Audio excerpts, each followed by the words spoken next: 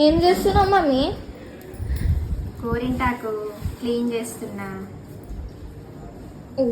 ఆషాఢ మాసం కదా, పెట్టుకోవాలి కదా గోరింటాకు. హలో అండి, ఆషాఢ మాసం వచ్చేసింది. గోరింటాకు పెట్టుకున్నారా? ఇంకా మా చెల్లి అనుష, మా ఫ్రెండ్ స్వప్న గోరింటాకు పంపించారు. ఇంకా దాన్ని క్లీన్ చేస్తున్నా నేను. అవి కాడలతో పాటు మిక్సీలో వేయడానికి రాదు కదా.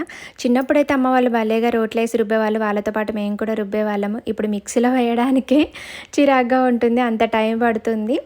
ఇంకా నేను ఇంట్లో చింతపండు వేసి రుబ్బుతున్నా. అమ్మ వాళ్ళు అయితే కాసు వేసేవాళ్ళు. అప్పుడు అందరు నానమ్మ వాళ్ళు తమలపాకు తినేవాళ్ళు కదా, వాళ్ళకి సున్నం కాసు వాళ్ళ దగ్గర ఉండేది. ఇంకా కాసు వేసేవాళ్ళు, దాంతో కూడా రెడ్గా అయ్యేది. కొంతమంది పెరుగు వేస్తారంట, కొంతమంది నిమ్మరసం వేస్తారంట. మీరు గోరింటాకు ఎర్రగా పండడానికి ఏం వేస్తారు చెప్పండి, నేను నెక్స్ట్ టైం అది ట్రై చేస్తాను. ఇంకా ఆషాఢ మాసంలో గోరింటాకు పెట్టుకోవడం మాత్రమే కాదు, మునగాకు కూడా తినాలంటారు. ఎన్నిసార్లు వీలైతే అన్నిసార్లు తింటే చాలా మంచిదంట.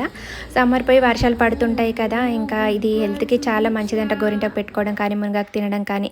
మన పెద్దవాళ్ళు పెట్టిన ప్రతి ఆచారం వెనుక నిజంగా సైంటిఫిక్ రీజన్ ఉంటుందండి. మన ఆరోగ్యానికి మేలు చేసేదే ఉంటుంది. ఏవి కొట్టి పారేయకుండా వాళ్ళు పెట్టిన ఆచారాలు పాటిస్తే సరిపోతుంది కదా. ఇంకా ఆషాఢ మాసంని శూన్యమాసం అని అంటారు. కాకపోతే ఈ ఆషాఢ మాసంలో బోనాలు ఎందుకు చేస్తారో తెలుసా? అమ్మవారు పుట్టింటికి వస్తుందంట. ఈ మాసంలో అమ్మవారికి బోనం సమర్పించి సారి సమర్పిస్తే మనకు ఆరోగ్యాలు ప్రసాదిస్తుంది, చల్లగా చూస్తుందని ఒక నమ్మకం.